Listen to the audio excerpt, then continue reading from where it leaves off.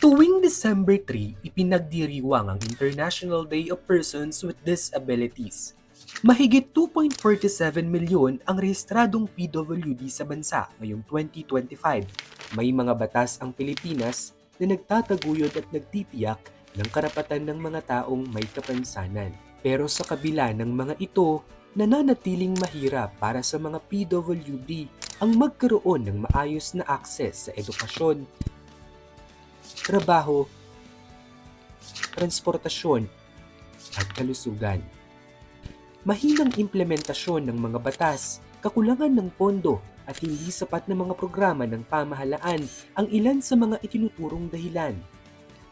Sa global na datos, humigit kumulang 80% ng mga PWD sa mundo ay naninirahan sa mga bansang mababa ang kita, kung saan karamihan ay mahirap at walang akses sa mga batayang serbisyo.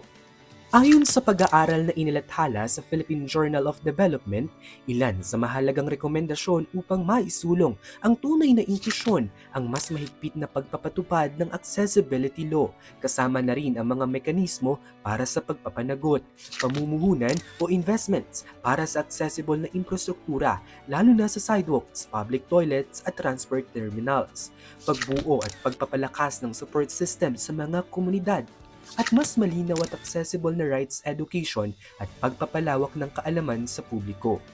Krusyal rin sa bawat polisiyang gagawin kasama ang mga PWDs. Ika nga, nothing about us without us.